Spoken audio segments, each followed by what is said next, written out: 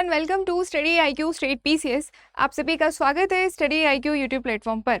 तो बेसिकली आज की इस क्लास में हम सी सेट में जो कम्युनिकेशन एंड इंटरपर्सनल स्किल वाला पोर्शन होता है उसे हम आज यहाँ पर कवर करेंगे। ओके, तो आज की इस क्लास में इस टॉपिक पे 2 वीडियो आएंगे। आज की क्लास पूरा मैं उसमें आपको एक्सप्लेन करूँगी कि कैसी क्या चीज़ें होती हैं और एक पिक्टोरियल फॉर्म में रिप्रेजेंटेशन आपके लिए लेकर आई हूँ ताकि आपके लिए वो ईजी टू अंडरस्टैंडेबल हो। ओके, तो चलिए स्टार्ट करते हैं। इससे पहले एक चीज़ आपको बता देना चाहती हूँ, आप में से जो भी बच्चे मुझसे टेलीग्राम पे कनेक्ट होना चाहते हैं तो this is my Telegram channel, that is CSAT by Ayushi ma'am.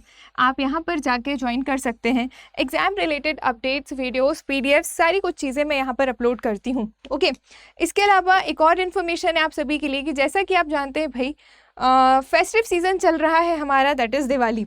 तो इस दिवाली के उपलक्ष्य में स्टडी आईक्यू आप सभी के लिए लेकर आया है ये डिस्काउंट प्राइज़।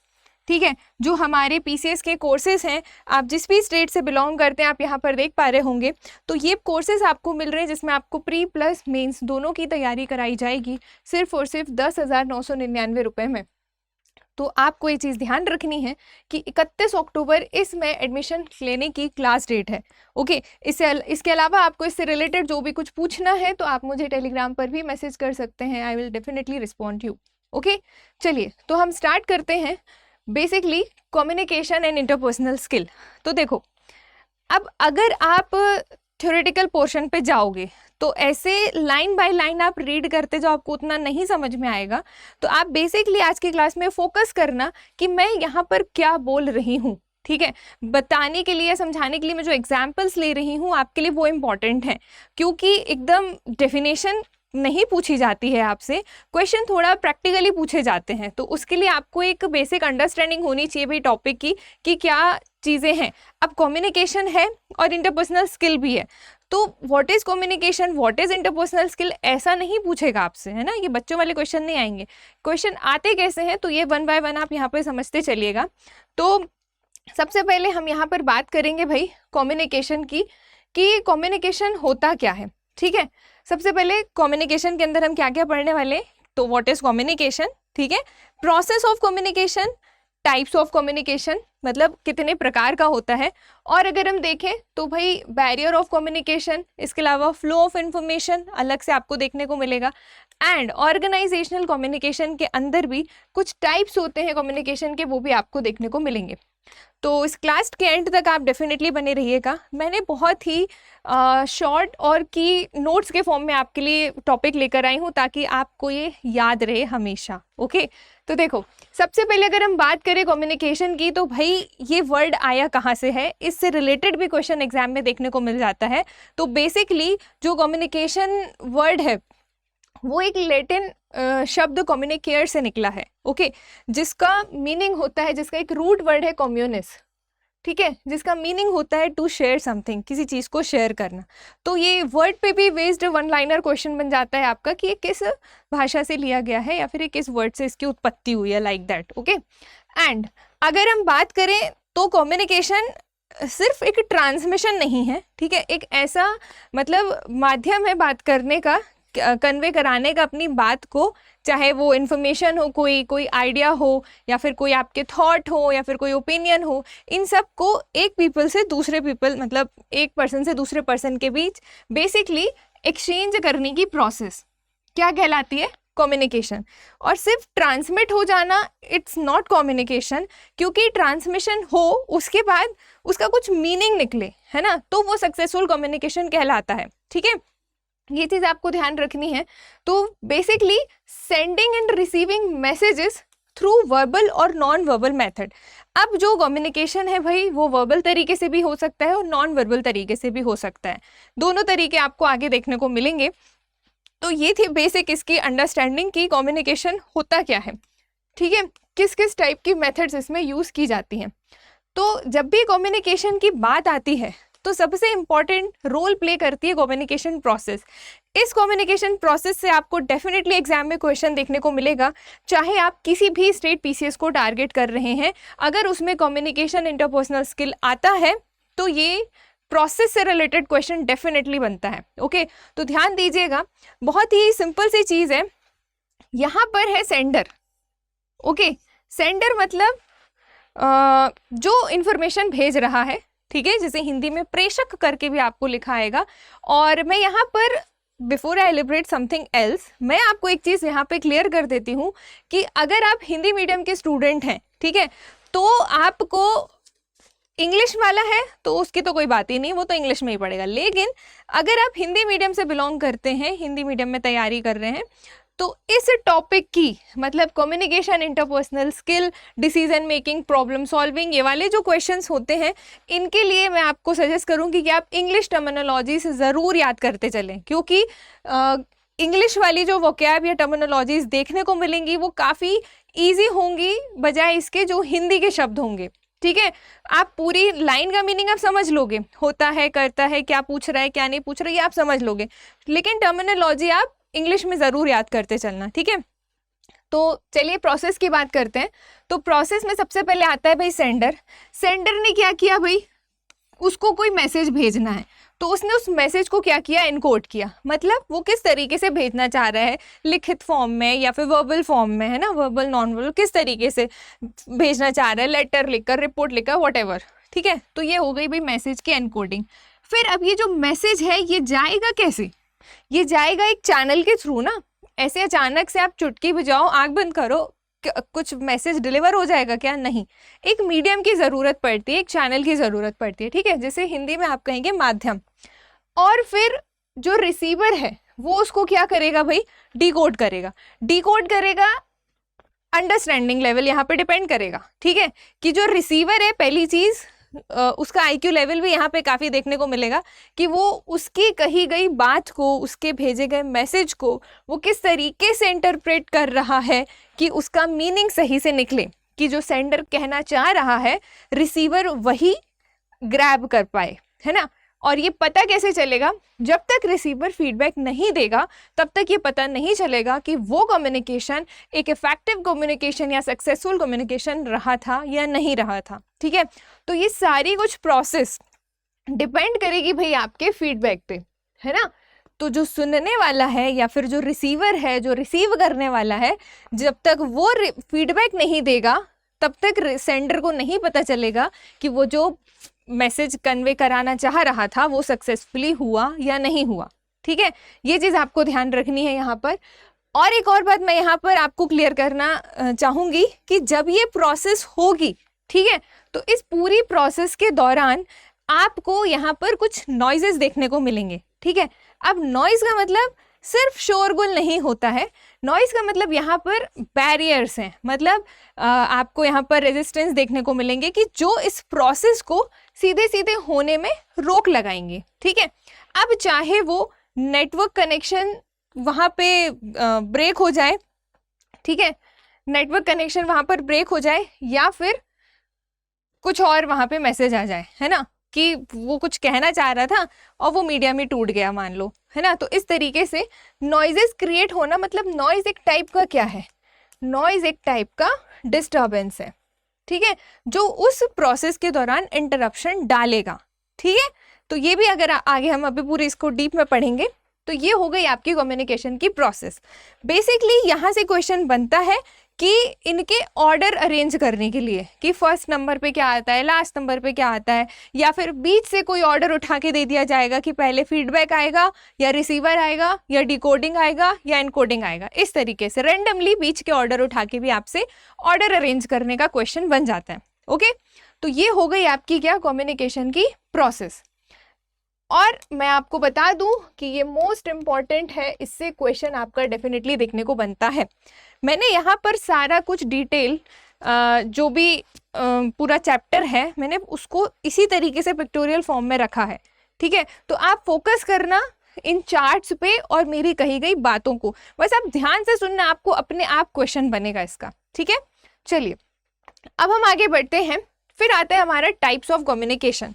तो टाइप्स ऑफ कम्युनिकेशन कई टाइप के होते हैं भाई, आप ऐसा नहीं कह सकते कि सिर्फ वर्बल नॉन वर्बल एक हम जो सो कॉल्ड देखते आ रहे हैं उसी को मानते हैं। लेकिन और अगर आप इन डेप्थ जाओगे ना, तो यहाँ पर अगर आप on the basis of media बात करो, चैनल बात करो या मोड बात करो, तो जो टाइप होते हैं कम्युनिकेशन के वो दो टाइप होते हैं। पहला होता है आपका वर्बल और दूसरा होता है आपका नॉन वर्बल। ठीक है, what is verbal, what is non verbal, इसको भी हम आगे की स्लाइड्स में इन डेप्थ बात करेंगे। इसके अलावा on the basis of flow of information, मतलब इंफॉर्मेशन किस तरीके से गो थ्रू हो रही है, ठीक है, उसके भी टाइप होते हैं कम्युनिकेशन में। ठीक, तो ये होता है बेसिकली आपका 3 टाइप का। पहला होता है आपका हॉरिजॉन्टल, ठीक है, दूसरा होता है आपका वर्टिकल और तीसरा होता है आपका डायगोनल। ओके, डायगोनल को एक और टर्म से जाना जाता है, that is cross wise communication. तो वो भी क्रॉस वाइज डायगोनल फ्रेम कर रहा है ना, तो वो उसी में जाएगा। वर्टिकल कम्युनिकेशन आपके 2 टाइप के होते हैं, फर्दर डिवाइड होते हैं कैटेगरी। एक होता है आपका अपवर्ड और एक होता है आपका डाउनवर्ड। ठीक, ये हो गया। तो on the basis of mode, media, channel, ये देख लिया। On the basis of flow of information आपने देख लिया।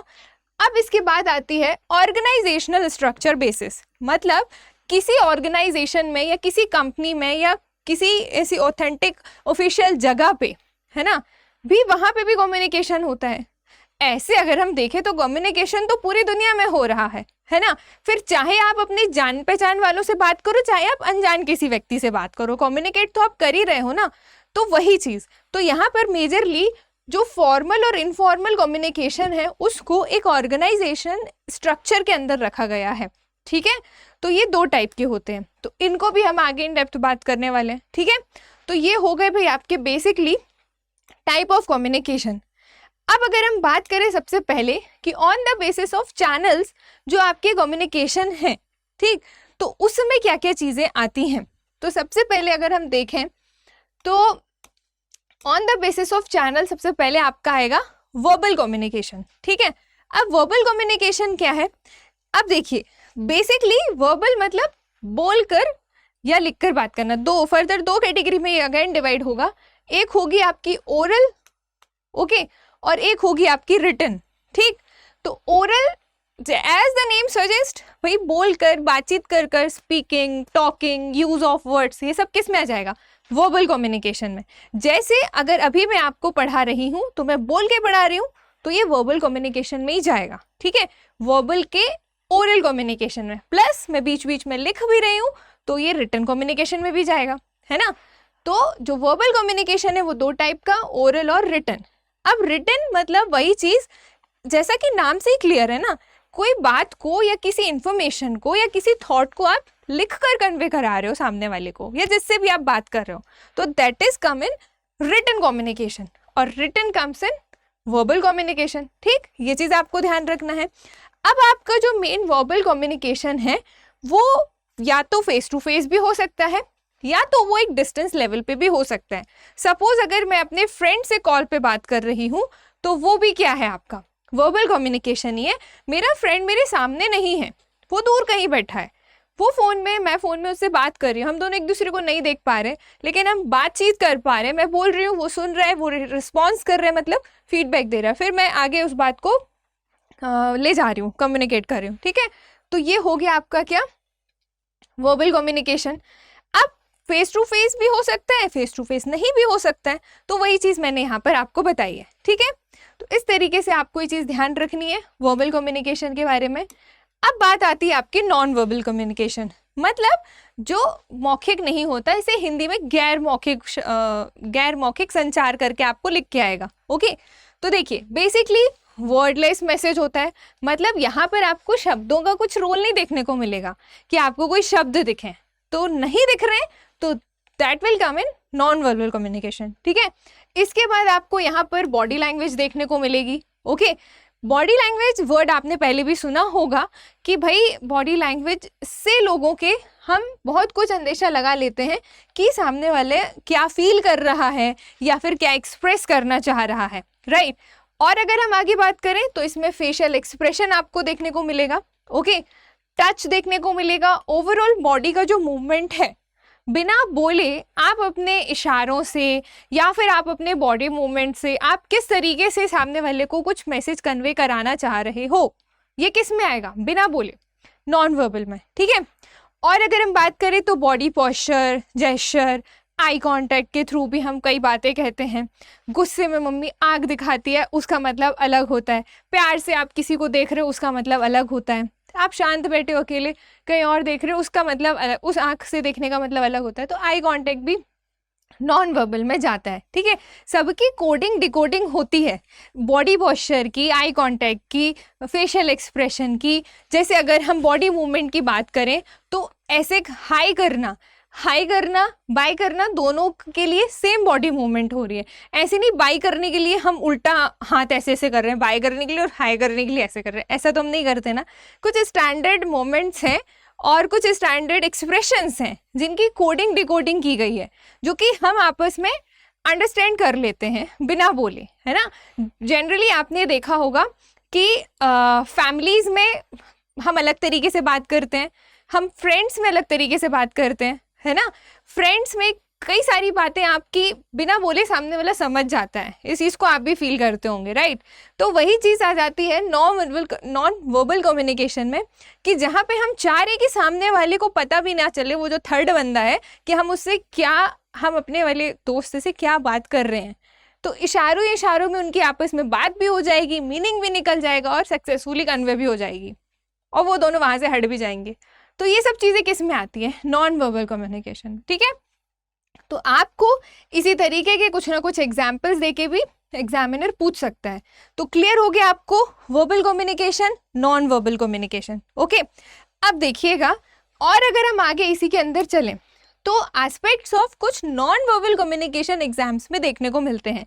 आप ओवरऑल सुपरफिशियली मीनिंग तो आप समझ गए कि भाई गैर मौखिक मतलब बोलना नहीं है ना, ये हमको समझ में आ रहा है। लेकिन अगर हम इसके कुछ स्पेसिफिक टर्म्स जिनसे क्वेश्चन एग्जामिनर पूछता है, वो मैं आपके लिए यहाँ पर लेकर आई हूँ। तो जिसमें सबसे पहले आता है आपका प्रॉक्सिमिक्स, ठीक है।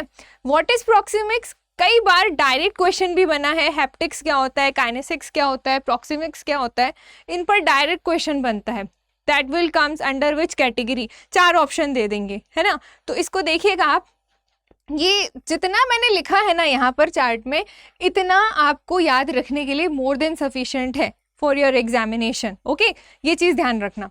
तो नाउ प्रॉक्सिमिक्स की अगर हम बात करें तो कम्युनिकेशन थ्रू स्पेस। इसमें कम्युनिकेशन किसके थ्रू दिखाया जाता है भाई?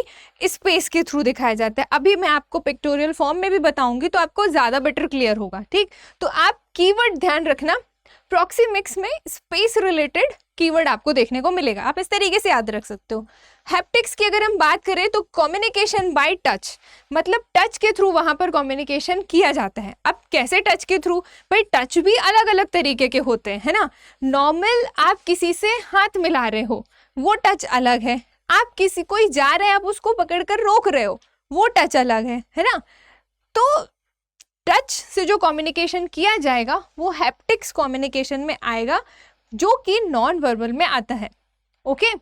एंड काइनेसिक्स, मतलब ये जो सारे नाम यहाँ पर लिखे हैं ना, हिंदी में भी ये सारे नाम ऐसे ही हिंदी में लिख के आएंगे, अलग से इनका हिंदी वर्जन नहीं निकालेगा कि काइनेसिक्स को, और वैसे तो काइक करके हिंदी में लिख के आएगा, लेकिन फिर भी आप जैसा लिखा है वैसे याद करके जाना, क्योंकि हिंदी मीडियम वालों के साथ ये धोखा होता है कि वो उनको लगता है कि वो हिंदी में पढ़ रहे हैं, हिंदी में आएगा, लेकिन वो इंग्लिश वर्ड को हिंदी में प्रोनाउंसिएशन के फॉर्म में लिख के दे देता है ना। तो ये चीज़ आपको ध्यान रखनी कि काइनेसिक्स में क्या आएगा, आपके बॉडी एंड फेस मूवमेंट्स आएंगी। किसमें? काइनेसिक्स में। बेसिकली बॉडी यानी कि काइक, काइनेसिक्स, इस तरीके से आप याद रख सकते हो, ठीक है। और अगर हम आगे बात करें तो वोकैलिक्स, ठीक है। वोकैलिक्स में क्या आता है? वोकल कॉर्ड्स के बारे में बताया जाता है इसमें। पैरा लैंग्वेज बेसिकली वोकैलिक्स का एक अदर वर्ड है जो कि एग्जाम में देखने को मिलता है। इम्पॉर्टेंट है ये सारे के सारे, मैं लिखूं चाहे ना लिखूं, आपको ये बात अपने दिमाग में रखनी है कि ये सारे एस्पेक्ट इम्पॉर्टेंट है, इनके शब्दों पर डायरेक्ट क्वेश्चन बनता है, ठीक है। मैं बिल्कुल भी ये नहीं कहूँगी कि ये ज़्यादा इंपॉर्टेंट है, ये कम इंपॉर्टेंट है, सारे इंपॉर्टेंट है यहाँ पे जो कुछ भी लिखा है। ये एक वन शॉर्ट वीडियो होगा आपके लिए कम्युनिकेशन इंटरपर्सनल स्किल का, कि इतना कर लो, इसके बाद आपको इसमें कुछ नहीं पढ़ना है, ओके। और आगे अगर हम देखें तो क्रोनेमिक्स भी एस्पेक्ट है किसका? नॉन वर्बल कम्युनिकेशन का। इसमें आपको क्या देखने को मिलता है भाई? टाइम से रिलेटेड कम्युनिकेशन आपको यहाँ पर दिखाई दिया जाएगा। स्पेस से रिलेटेड प्रॉक्सिमिक्स में, टाइम से रिलेटेड क्रोनेमिक्स में, okay. How time is used to reflect personal और कल्चरल आइडेंटिटी, पावर और स्टेट्स। जैसे मान लो कोई जगह है, ठीक है, अगर हम किसी शहर की बात करें या फिर हम किसी पर्टिकुलर प्लेस को किसी अदर प्लेस से कंपेयर करें, तो वो टाइम के साथ साथ उस जगह की पावर चेंज हो गई, आइडेंटिटी चेंज हो गई, है ना। और अगर हम देखें तो वहाँ के कल्चर अपडेट होना टाइम के साथ साथ, पहले कुछ चीज़ें अलग तरीके से होती थी, अब कुछ चीज़ें अलग तरीके से होती हैं, तो ये सारी चीज़ें क्रोनेमिक्स में आएंगी, ठीक है, जो देखी जाती हैं, बिना बोले भी वो दिखाई देती हैं, नॉन वर्बल में आएंगी, ठीक है। टाइम को रिप्रेजेंट करेगा क्रोनेमिक्स। क्रोमेटिक्स, क्रोमेटिक्स भाई कलर से रिलेटेड है, ये चीज़ आपको ध्यान रखनी है, ओके। देखिए प्रॉक्सिमिक्स, यहाँ पर प्रॉक्सिमिक्स के बारे में मैंने आपको क्या बताया कि ये बेसिकली आपको स्पेस बताएगा, ठीक है। अब देखिए यहाँ पर स्पेस भी 2-3 टाइप के आपको हो सकते हैं वर्ड एग्जाम में देखने को मिल जाए। जैसे भाई इंटीमेट स्पेस, मतलब सबसे कम स्पेस पे रहकर सामने वाले से बात करना इंटीमेट स्पेस कहलाएगा, ठीक है। जैसे मान लो कोई कपल है ना, उनके वो एक दूसरे को जानते हैं, ओके, या फिर कोई पार्टनर है तो वो बहुत पास पास हैं, तो उनके बीच का कम्युनिकेशन का स्पेस बहुत कम है ना, तो वहाँ पे कम्युनिकेशन एक स्पेस आइडेंटिफाई कर रहे हैं कि वो लोग बहुत पास पास बैठ के बात कर रहे हैं। जैसे अगर आप इन दोनों को देखोगे तो ये बहुत पास पास खड़े होकर आपस में बात कर रहे हैं, ठीक है। फिर ऐसे ही एक आपको पर्सनल स्पेस देखने को मिलेगा, फिर एक आपको सोशल स्पेस देखने को मिलेगा, और फिर आपको एक पब्लिक स्पेस देखने को मिलेगा। तो ये हो सकता है अभी आपको क्लियर ना दिख रहा हो, लेकिन आपको पीडीएफ में ये क्लियरली विजिबल होगा, ओके। तो इस तरीके से जो स्पेस दिखाता है, दूरी दिखाता है पर्सन्स के बीच में बात करने की। जैसे अगर आप किसी अनजान व्यक्ति से मिल रहे हो, है ना, तो उससे आप थोड़े डिस्टेंस पे बात करोगे, ना कि बहुत पास पास चिपक के बात करोगे। ऐसे करते हैं क्या? नहीं करते। हम जिनको नहीं जानते हैं तो उनसे बात करने का तरीका, उनके साथ डिस्टेंस मेंटेन करने का तरीका, ये सब कुछ वेरी करता है ना। तो ये किस में आता है? ये प्रॉक्सिमिक्स कम्युनिकेशन में आता है, जो आपका स्पेस या दूरी दिखाता है। अगर हम हैप्टिक्स की बात करें तो बेसिकली हैप्टिक्स के लिए मैंने क्या कीवर्ड याद रखने को बोला? टच, ठीक है। ऐसा कम्युनिकेशन जो टच से रिप्रेजेंट किया जाए वो आएगा हैप्टिक्स कम्युनिकेशन में। और हैप्टिक्स किस में आएगा? नॉन वर्बल कम्युनिकेशन में, ओके। तो आप यहाँ पर देखिए, ये इसकी पीठ में हाथ फेर रहा है, ठीक, ये दोनों हाथ मिला रहे हैं, तो यहाँ पे बेसिकली टच आपको देखने को मिल रहे हैं वेराइटीज में, तरह तरह के, है ना। तो ये क्या दिखा रहा है? हैप्टिक्स कम्युनिकेशन दिखा रहा है, ओके। प्रॉक्सिमिक्स स्पेस दिखा रहा है, हैप्टिक्स टच दिखा रहा है। और अगर हम आगे बात करें तो काइनेसिक्स, काइनेसिक्स कम्युनिकेशन के लिए मैंने आपको क्या बोला? बॉडी मूवमेंट्स दिखाएगा, फेशियल और बॉडी मूवमेंट्स किस में आएगा? काइनेसिक्स कम्युनिकेशन में। आप यहाँ पर और यहाँ पर ये दोनों इमेज को देख सकते हैं। देखिए ये लोग आपस में खड़े होकर बात कर रहे हैं, ठीक है। यहाँ पे ये तीनों बात कर रहे हैं, कोई हाथ यहाँ पर रेस कर रहा है, यहाँ पर ये लोग आप देखो, ये दोनों कुछ वर्क से रिलेटेड, फिर ये अदर वर्क से रिलेटेड। तो यहाँ पे भी बॉडी मूवमेंट्स दिख रही हैं, ओके। ये अपने आप में ही लगा हुआ है। यहाँ पे अगर आप देखोगे तो कुछ लोग हंस रहे हैं, कुछ लोग बुक उठा रहे हैं, इस तरीके से। तो ये क्या है? ये बॉडी मूवमेंट्स के थ्रू कोई कम्युनिकेशन आपको रिप्रेजेंट किया जा रहा है, जिसे आप क्या कहोगे? आप कहोगे काइनेसिक्स कम्युनिकेशन।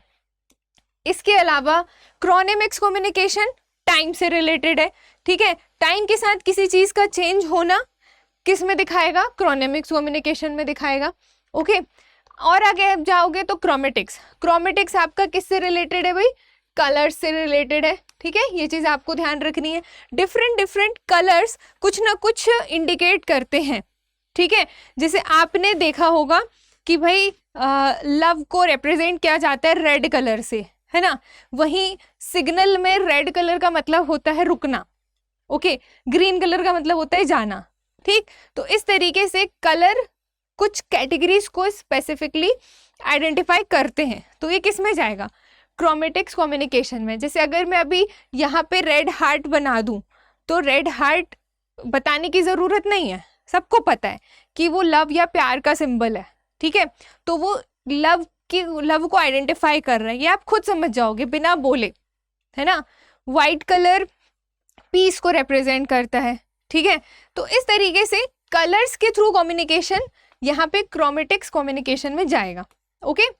नाउ अब बात आती है जो एक्चुअल में जो नॉन वर्बल कम्युनिकेशन में, अभी मैंने फोर्थ जो बताया था पैरा लैंग्वेज, या जिसके लिए वोकैलिक्स वर्ड आपको देखने को मिला, ठीक है, वोकल कॉर्ड्स वगैरह इसमें आएंगे, तो इसको मैं अलग से और बता रही हूँ क्योंकि इस पे अटक कर एग्जामिनर क्वेश्चन पूछता है। देखिए, बेसिकली पैरा लैंग्वेज या नॉन वर्बल कम्युनिकेशन का जो वोकैलिक्स वाला टाइप या एस्पेक्ट है, उसमें क्या होता है ना, ये मैटर करता है कि आप कोई चीज़ है तो आप किसी चीज़ को, देखिए, बोलना अलग है और किस तरीके से आपने बोला ये दोनों अलग अलग है ना। अगर जैसे मैं अगर आपको बोलूँ ओके, ठीक, तो ओके मैंने बोला, ओके ठीक है नॉर्मल, लेकिन अगर मैं बोलूँ ओके रहने दो तुम, है ना, इस तरीके से अगर मैं कोई बात किसी को बोल रही हूँ तो वो दिखा रहा है कि ये नॉर्मल नहीं है, ये शायद गुस्से में बोला जा रहा है। तो बोलने का तरीका, भले ही वो ओके ठीक है नॉर्मल में भी बोल रही थी और गुस्से में भी बोल रही हूँ, शब्द तो ठीक है, शब्द वही है, लेकिन द वे टेलिंग यू, है ना, किस टोन में मैं आपसे बोल रही हूँ, किस पिच में मैं आपसे बोल रही हूँ। तो वॉइस क्वालिटी किस में देखी जाएगी, पैरा लैंग्वेज में। पिच किस में देखी जाएगी, पैरा लैंग्वेज में। टोन किस में देखी जाएगी, पैरा लैंग्वेज में। तो basically the way something is said rather than what is actually said, ठीक, ये चीज़ आपको ध्यान रखनी है कि किस तरीके से आप कह रहे हो, वो आपकी वॉइस क्वालिटी, टोन, पिच, इससे वोकल कॉर्ड्स इनसे पता चल जाएगा। तो ये सारे टर्म्स या एग्जाम्पल्स किस में आएंगे, वोकैलिक्स या पैरा लैंग्वेज में। ये बहुत इंपॉर्टेंट है, इससे रिलेटेड प्रीवियसली क्वेश्चन पूछे भी गए हैं और आगे भी आने की प्रोबेबिलिटी है। स्टाइल ऑफ स्पीकिंग, इंटोनेशन, मतलब आपकी बात का उतार चढ़ाव किस तरीके से है, ये सारी चीज़ें, स्ट्रेसफुली आप किसी बात को कह रहे हो या फिर बहुत ही क्यूरियोसिटी के साथ कह रहे हो, तो ये सारी चीज़ें किस में आएंगी, आपकी पैरा लैंग्वेज में आएंगी। और पैरा लैंग्वेज किस में आएगा, नॉन वर्बल कम्युनिकेशन में।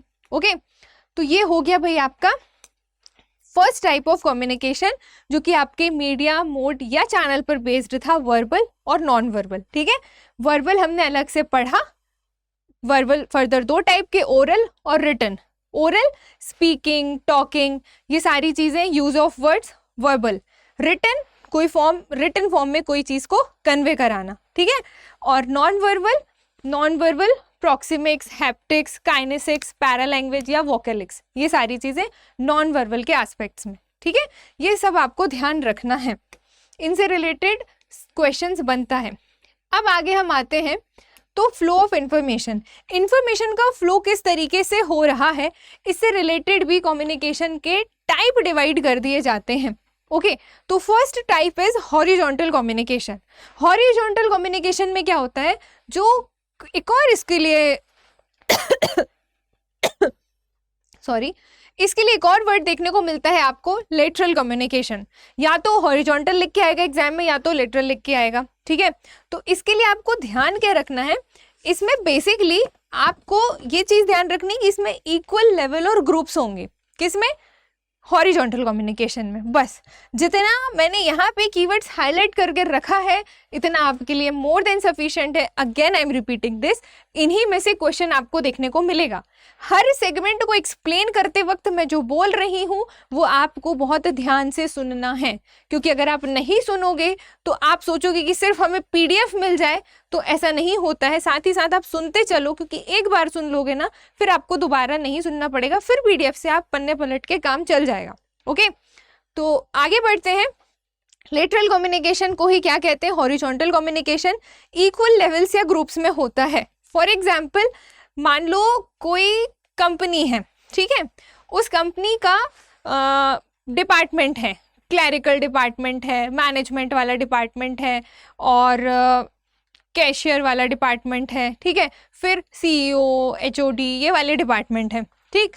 तो इसमें अब आप देखो, जो क्लैरिकल वाला डिपार्टमेंट है वो सेम लेवल का है, ये क्लैरिकल डिपार्टमेंट, ये क्लैरिकल डिपार्टमेंट, ये दोनों आपस में सेम लेवल पे कम्युनिकेट कर रहे हैं। आप इमेजिन करते हुए चलना कि मैं कैसे समझा रही हूँ। ओके, तो that is called lateral communication, या सेम ग्रुप पे होने वाला कम्युनिकेशन, या इक्वल ग्रुप से बिलोंग करने वाला कम्युनिकेशन, या horizontal communication. Horizontal line draw कर रहा है, सेम लेवल पे कम्युनिकेशन किया जा रहा है, ठीक है। इसके बाद आता है आपका वर्टिकल कम्युनिकेशन। ओके, तो जो वर्टिकल कम्युनिकेशन है, वर्टिकल मतलब स्ट्रेट लाइन, स्ट्रेट लाइन में दो टाइप में डिवाइड हो जाएगा। एक हो जाएगा आपका अपवर्ड, एक हो जाएगा आपका डाउनवर्ड। अपवर्ड में बेसिकली कैसे कैटेगरी जाएगी, अपवर्ड ऊपर की साइड एरो बने, higher to lower, sorry lower to higher, किस में जाएगा, अपवर्ड में। डाउनवर्ड में हायर टू लोअर। अब ये जो कैटेगरी है इस पे भी डायरेक्ट क्वेश्चन बन जाता है ना। अगर कोई बड़े डिपार्टमेंट के लोग छोटे डिपार्टमेंट से कम्युनिकेट करना चाह रहे हैं वर्टिकली, तो वो डाउनवर्ड कम्युनिकेशन में आएगा। और अगर कोई छोटे डिपार्टमेंट के लोग बड़े डिपार्टमेंट तक पहुंचना चाह रहे हैं बात करने के लिए, तो वो अपवर्ड कम्युनिकेशन में आएगा। ठीक है, किसी ऑर्गेनाइजेशन में ये सारी चीज़ें देखने को मिलती हैं, ऑफिशियली ये सारी चीज़ें देखने को मिलती हैं, क्योंकि हर चीज़ ऐसा नहीं है कि आप हर किसी से बोल पाओ। आपका एक, अगर आप कहीं पे जॉब कर रहे हो, आपका एक अलग डेजिग्नेशन है, ठीक है, आपके कोलीग्स का अलग डेजिग्नेशन है, उनसे ऊपर डिपार्टमेंट अलग है, आपसे नीचे डिपार्टमेंट अलग है। तो डिपेंड करता है आप कहाँ पे कम्युनिकेशन करना चाह रहे हो। अगर आप अपने से नीचे वाले लेवल में कम्युनिकेट कर रहे हो, ठीक है, तो फिर आपको ज़्यादा कोई अप्रोच फॉलो करने की ज़रूरत नहीं है। लेकिन अगर आपको ऊपर किसी बड़े पर्सन या बड़े ओहदे वाले व्यक्ति से कम्युनिकेट करना है, तो उसकी एक अप्रोच होती है वहाँ तक पहुँचने के लिए, है ना। तो ये सारी चीज़ें किस में आएंगी, आपकी वर्टिकल कम्युनिकेशन में। ओके, और अगर हम आगे देखें तो एक होता है आपका डायगोनल कम्युनिकेशन। जो आपका डायगोनल कम्युनिकेशन होता है उसके लिए एक और वर्ड यूज होता है, that is cross wise communication. मतलब ये खुद का डिपार्टमेंट की लाइन को छोड़कर क्रॉस वाइज दूसरे अपर डिपार्टमेंट या लोअर डिपार्टमेंट से कम्युनिकेशन करना। ठीक है, अगर आप इसको डायग्रामेटिकली देखो तो ये होता है आपका डायगोनल। ठीक, यहाँ पर एक डिपार्टमेंट है भाई और एक डिपार्टमेंट यहाँ बैठा है, तो आप अपने बगल वाले से बात नहीं कर रहे हो, ठीक है, आप क्रॉस वाइज ये ऊपर वाले मैनेजमेंट वाले से कम्युनिकेट कर रहे हो। तो ये किस में चला जाएगा, क्रॉस वाइज कम्युनिकेशन या डायगोनल कम्युनिकेशन में। तो फ्लो ऑफ इंफॉर्मेशन से रिलेटेड भी क्वेश्चन आपके एग्जाम में देखने को मिलता है। तो ये बात आप ध्यान रखिएगा कि कैसे इसको याद रखना है। ओके, यहाँ पर आप देख पा रहे होंगे। फिर इसके बाद आता है भाई ऑर्गेनाइजेशनल कम्युनिकेशन। हमने सबसे पहले देखा मोड ऑफ कम्युनिकेशन, फिर हमने देखा flow of information of communication, और फिर हम देख रहे हैं ऑर्गेनाइजेशनल स्ट्रक्चर कम्युनिकेशन। यहाँ पर कम्युनिकेशन दो तरीके से होता है, बहुत ही क्लियरली आपको समझ आ जाना है, ज़्यादा कोई दिक्कत नहीं होगी। पहला होगा आपका फॉर्मल कम्युनिकेशन और दूसरा टाइप आपको देखने को मिलेगा इनफॉर्मल कम्युनिकेशन। ठीक है, formal informal, what's the difference between that. देखिए, वैसे तो आप लोग अगर एग्जाम की तैयारी कर रहे हो तो आपको इतना तो पता होगा भाई फॉर्मल क्या होता है, इनफॉर्मल क्या होता है, बट फिर भी बिकॉज हम यहाँ पढ़ रहे हैं तो देखिएगा, structured way of sharing information through official channels. मतलब अगर हम ऑर्गेनाइजेशन की बात करें तो किसी इंफॉर्मेशन का शेयर होना एक फॉर्मल वे में, एक स्ट्रक्चर्ड वे में, ठीक है, ऑफिशियली किसी अप्रोच तक जाना, है ना, ऊपर तक जाना, किसी बात का फॉर्मली कम्युनिकेट करना। और इनफॉर्मल जस्ट लाइक हम जैसे अपने फ्रेंड सर्कल्स में बात करते हैं, हम अपने घर में भी इवन इनफॉर्मल रहते हैं, हम अपने दोस्त भाइयों के साथ भी इनफॉर्मल रहते हैं, है ना। लेकिन हम जहाँ जॉब कर रहे हैं, अगर हम कहीं पढ़ने जा रहे हैं, स्कूल है, कॉलेज है, वहाँ हम फॉर्मल कम्युनिकेशन मेंटेन करते हैं। ठीक है, तो ये सारी चीज़ें किस में आएंगी, ऑर्गेनाइजेशनल कम्युनिकेशन के टाइप पे। ओके, ये लेस स्ट्रक्चर्ड होता है भाई, कौन, informal, and doesn't follow any strict rule. Obvious ही बात है, अगर कोई चीज़ इनफॉर्मली हो रही है तो वो हंसी मजाक में होगी, बहुत ही कैजुअल टॉक्स होंगी, वहाँ पर कोई भी स्ट्रिक्ट रूल वहाँ फॉलो नहीं किया जाएगा। तो ये सब किस में आएगा, इनफॉर्मल कम्युनिकेशन में। ओके, ये चीज़ आपको ध्यान रखनी है।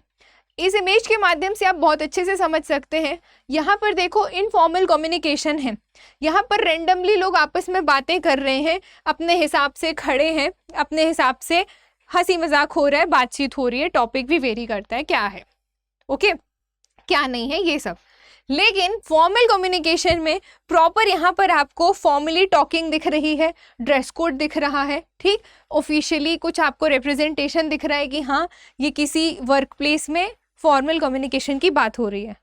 तो इस इमेज को अगर आप ध्यान में रखोगे तो आपको वहाँ पे भाई सी सेट है, सब्जेक्टिव तो नहीं है कि आपको लिख के आना है ना, आपको ऑब्जेक्टिव सॉल्व करने हैं। तो ये सारी इमेजेस, ये सारे पिक्टोरियल चार्ट्स आपको हेल्प करेंगे राइट ऑप्शन को चूज करने में, ठीक है। ये सब आपको ध्यान रखना है। इसके बाद अगर हम आगे देखें तो फॉर्मल कम्युनिकेशन बेसिकली कोई प्रेजेंटेशन है वो फॉर्मली होगी, ऑफिशियल लेटर है, कोई डॉक्यूमेंट है, या फिर आप कहीं जॉब करते हो, आप किसी को मेल लिख रहे हो तो वो भी आपका फॉर्मल कम्युनिकेशन में जाएगा। कोई बिजनेस की रिपोर्ट है वो भी आपकी फॉर्मल कम्युनिकेशन में जाएगी, ठीक है। इनफॉर्मल में अगर हम देखें तो भाई कैजुअल वे में कोई बातचीत कर रहे हैं, हम चिट चैट कर रहे हैं अपने दोस्तों से व्हाट्सएप में, इधर उधर कहीं पे भी वार्तालाप हो रही है आपकी अपने हिसाब से, है ना, जिसमें हम बहुत ज़्यादा कंफर्टेबल होते हैं, वो इनफॉर्मल कम्युनिकेशन होता है। हम फॉर्मल में ऑल टाइम नहीं रह सकते, ठीक है। अभी मैं आपको यहाँ पर पढ़ा रही हूँ, मैं आपको फॉर्मली पढ़ा रही हूँ, ठीक। ये बिल्कुल गारंटी नहीं है कि मैं घर पे भी ऐसी ही रहूँ। भाई मैं घर पे अपने हिसाब से रहूँगी, अपने कंफर्ट जोन में रहूँगी, मतलब इनफॉर्मल रहूँगी, है ना। अगर मैं ये वीडियो लेक्चर लेने के बाद, इसके बाद अगर मैं कैफेटेरिया में जाकर बैठ रही हूँ तो मैं वहाँ फॉर्मली नहीं बैठूंगी, मैं वहाँ कैजुअल वे में बात करूँगी, कैजुअल वे में बैठूंगी। तो ये किस में आएगा? इनफॉर्मल में आएगा, ठीक। इनफॉर्मल में गॉसिप्स भी देखने को मिलती हैं। अब भाई इनफॉर्मल तरीके से अगर आप बैठे हो तो अब आप वहाँ पर फॉर्मली टॉक तो नहीं करोगे, है ना, इधर उधर की बातें करोगे कि हाँ ये ऐसा, अच्छा उनका ये चल रहा है, इनका ये चल रहा है, ऐसी बातें होती हैं इनफॉर्मली गॉसिप्स में, ओके। तो ये सारी चीज़ें आपको देखने को मिलेगी इनफॉर्मल में और ये आपको देखने को मिलेगी फॉर्मल में, ओके। बहुत ही क्लियर डिफरेंस है। Now types of informal communication, इनसे रिलेटेड भी क्वेश्चन आपके एग्जामिनर पूछता है, ओके। तो ये भी आपके लिए इम्पॉर्टेंट है, ये भी आप ध्यान रखिएगा। अगर हम देखें टाइप्स ऑफ इनफॉर्मल कम्युनिकेशन तो इसमें सबसे पहला टाइप आपको देखने को मिलता है सिंगल स्ट्रैंड इनफॉर्मल कम्युनिकेशन, जिसमें जो इन्फॉर्मेशन है वो एक लीनियर वे में ट्रांसमिट होती है या फिर एक सीरीज में, एक श्रृंखला में सीधी सीधे ट्रांसमिट होती है। किसमें? सिंगल स्ट्रैंड इनफॉर्मल कम्युनिकेशन में, ठीक। ये चीज़ आप ध्यान रखेंगे। कोई भी चीज़ है वो सीधे सीधे आपको क्या हो रही है भाई, ट्रांसमिट हो रही है, आपको ये चीज़ ध्यान रखनी है, ठीक है, सीधे सीधे ट्रांसमिट हो रही है। नाउ गॉसिप चेन किस में आता है? Type of informal. पहली चीज नॉन लीनियर होती है, जरूरी नहीं कि सीक्वेंस में गॉसिप हो, गॉसिप इधर उधर उधर कहीं कहीं पे भी हो सकती है। आज आप इससे बात कर रहे हो, कल आप उससे बात करोगे, परसों आप उससे बात करोगे, और वो जो पहले दिन आपसे बात कर रहा था अब वो इससे बात करेगा। तो ये हो गई गॉसिप्स, ठीक। चेन फॉर्म में नहीं होती है, ये बहुत ही फास्ट स्प्रेडिंग इसमें देखने को मिलती है इन्फॉर्मेशन की, कि ये बहुत तेजी से फैलती है। गॉसिप है, र्यूमर है, अफवाह है, तेजी से तो फैलेगी ही, है ना। किसने क्या कहा, अच्छा उसके बारे में ये पता चला, अब वो फैल गई वो बात, भले ही उसके बारे में कुछ ना पता चला हो, लेकिन जो फैलाते हैं इन बातों को उनकी तो क्या ही बात है फिर, है ना। तो ये आ गए भाई बेसिकली गॉसिप चेन के लिए एक ग्रेप वाइन वर्ड आपको देखने को मिलेगा, और ये आपसे एग्जामिनर पूछता भी है, इस शब्द पर डायरेक्ट क्वेश्चन बनता है कि ग्रेप वाइन कम्युनिकेशन क्या होता है। तो ग्रेप वाइन कम्युनिकेशन पहली चीज इनफॉर्मल कम्युनिकेशन है, इसमें गॉसिप्स, र्यूमर्स, ये सारी चीजें देखने को मिलती हैं। और grapevine as the name suggest, Hindi में अंगूर की बेला या अंगूर लता समथिंग वर्ड आपको देखने को मिलेगा। तो जैसे आपने देखा होगा कि भाई अंगूर की जो बेल होती है तो उसमें अंगूर बंच के फॉर्म में ऐसे लटके रहते हैं ना, तो वो वहाँ पे कम्युनिकेशन को दिखा रहा है, ओके, कि किस तरीके से कोई भी र्यूमर फैल रहा है ग्रेप वाइन वे में, इनफॉर्मल कम्युनिकेशन के अंदर देखने को मिलेगा। प्रोबेबिलिटी चेन, ये भी किस में आता है? इनफॉर्मल कम्युनिकेशन में। तो इसमें आपको ये ध्यान रखना है कि कोई भी इंफॉर्मेशन रैंडमली रिसीव होती है और उसी वे में आगे वो ट्रांसमिट हो जाती है, तो ये कहलाता है आपका प्रोबेबिलिटी चेन, ठीक है। एंड थर्ड लास्ट यानी कि फोर्थ आता है आपका क्लस्टर चेन। क्लस्टर चेन में क्या होता है भाई कि जो इंफॉर्मेशन है उसको कम्युनिकेट होने के लिए ग्रुप्स डिवाइड हो जाते हैं, कुछ ग्रुप्स के भी सब ग्रुप्स डिवाइड हो जाते हैं, फिर वो उतनी जगह वो इन्फॉर्मेशन एक झुंड के फॉर्म में क्या होती रहती है, ट्रांसमिट होती रहती है। तो ये कहलाता है आपका क्लस्टर चेन। तो क्लस्टर चेन भी किस में आएगा? आपका इनफॉर्मल कम्युनिकेशन के टाइप में। तो ये पूरी की पूरी स्लाइड बहुत इंपॉर्टेंट है, आप इसको ध्यान रखिएगा। आइए एक इमेज से समझते हैं। आप यहाँ पर देख पाएंगे, जैसे कि आप यहाँ पर देख रहे हैं, ये है क्लस्टर को रिप्रेजेंट कर रहा है, ठीक है। ये वाला कम्युनिकेशन आपका क्लस्टर को रिप्रेजेंट कर रहा है। ये एक पर्सन है, ये इससे भी बात कर रहा है, इससे भी बात कर रहा है, इससे बात कर रहा है, इनका एक अलग ग्रुप है। बट ये जो गर्ल है, ये जो लड़की यहाँ पर बैठी हुई है, इसका अलग ग्रुप है इसके साथ, और इसका अलग ग्रुप है इस वाली लड़की के साथ, फिर ये इससे बात कर रही है। तो सबकी क्या है ना, कैटेगरीज फिक्स्ड है इनफॉर्मली। प्रोबेबिलिटी की अगर आप बात करें तो कोई भी इंफॉर्मेशन रैंडमली आई और जिस तरीके से आई उसी तरीके से फैल गई, ठीक है। तो ये हो गई आपकी प्रोबेबिलिटी। जैसे मान लो यहाँ से इंफॉर्मेशन आ रही है, इस तक आ रही है और इस तक आ रही है, ओके, और ये फिर आगे इसी वे में उसको आगे ट्रांसमिट कर रहा है, तो प्रोबेबिलिटी चेन बन गई। गॉसिप मोस्ट इंपॉर्टेंट और most interesting for you all, कि भाई गॉसिप करने के लिए लोगों की कमी तो है नहीं, जिसको जहाँ मिल जाए लोग मिल जाए, किसके बारे में क्या चल रहा है ये कोई ना पूछे, ऐसा हो ही नहीं सकता, है ना। तो ये हो गई आपकी गॉसिप, जिसके लिए आपको ग्रेप वाइन वर्ड आपको देखने को मिलेगा, ओके।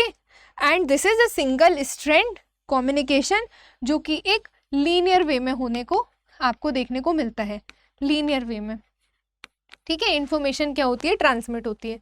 तो ये सारी चीज़ें आप ध्यान रखिएगा, बहुत इंपॉर्टेंट है। Now come to the next topic, that is कुछ अदर टाइप के भी कम्युनिकेशन आपको एग्जाम में देखने को मिलते हैं, ओके। ऐसे ही ऐसा जैसा यहाँ लिखा है, एज इट इज नेम पर बेस्ड कम्युनिकेशन आपका एग्जाम में पूछा जाता है। जैसे सबसे पहला है यहाँ पे interpersonal communication, okay. Second is intrapersonal communication, okay. बहुत सारे बच्चों को इंटरपर्सनल और इंट्रापर्सनल कम्युनिकेशन में डाउट होता है और वो एग्जाम में प्रेशर में पैनिक हो जाते हैं, उल्टा करके आ जाते हैं। बट यहाँ पे मैं दोनों में डिफरेंस क्लियर करूंगी। फिर होता है आपका मास कम्युनिकेशन एंड फिर आता है आपका ग्रुप कम्युनिकेशन। देखिए, अगर आप ऐसे देखने जाओगे तो there are lot of communication, आप कितना पढ़ोगे। तो बेसिकली हम यहाँ पर उन चीज़ों पर फोकस कर रहे हैं जो आपके एग्जाम पॉइंट ऑफ व्यू से बहुत इंपॉर्टेंट है या वो प्रीवियसली पूछी भी गई हैं, ओके। तो इन सब से भी क्वेश्चन बना है आपका, ये जनरली आपके वर्बल में ही देखने को मिलती हैं, ओके। तो अगर हम बात करें first of all interpersonal communication की, तो आप यहाँ पर देखिए, इंटरपर्सनल के अगर आप हिंदी वर्ड पे जाओगे तो अंतर व्यक्तित्व करके कुछ लिखा रहता है, वो थोड़े डिफिकल्ट हो जाते हैं वो वर्ड। तो मैं ये सजेस्ट करूंगी कि आप उन वर्ड को आप भी अवॉइड करके इंग्लिश टर्मिनोलॉजी लेकर चलें। बाकी मैं एक्सप्लेनेशन तो आपको बाइलिंगुअल ही रख रही हूँ। आई डोंट थिंक कि किसी हिंदी मीडियम वाले को इस वीडियो लेक्चर में कोई दिक्कत जाएगी। सिर्फ टर्मिनोलॉजीज इंग्लिश में है, जो कि मैंने वीडियो की शुरुआत में ही सजेस्ट किया कि इंग्लिश में टर्मिनोलॉजीज लेकर चलना। एक्सप्लेनेशन हिंदी है ना, आप लोग समझ लोगे, हिंदी वाले भी, okay. Now interpersonal communication, basically communication between two people और मोर पीपल।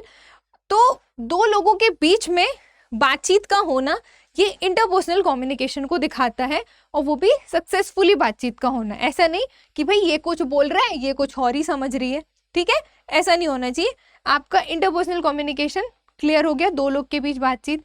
बट जो आपका इंट्रापर्सनल कम्युनिकेशन होता है, इसमें क्या होता है, अपने आप से ही बातचीत करना।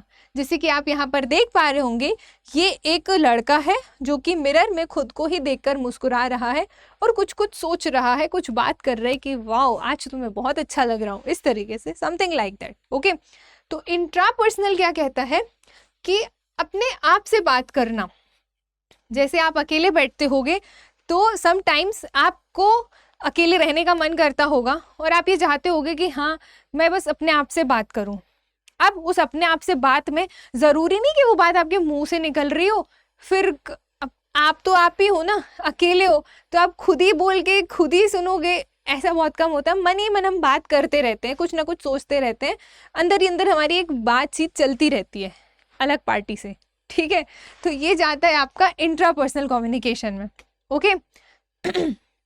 एंड देन नेक्स्ट जो आपका मास कम्युनिकेशन होता है, mass communication as the name suggest एक मास लेवल पे होता है, बहुत ही वास्ट लेवल पे होता है, वो कहलाता है आपका मास कम्युनिकेशन, ओके। हिंदी में भी यही एज इट इज वर्ड मास, पाम्या की मात्रा मास, सा छोटा सा मास, ऐसे ही लिख के आएगा, अलग से नहीं आएगा और कोई शब्द, ठीक, तो आपके ध्यान रखिएगा मास कम्युनिकेशन के अंदर क्या क्या आता है। जैसे भाई इंटरनेट है ना, तो इंटरनेट किस में देखने को मिलेगा आपको, मास कम्युनिकेशन में।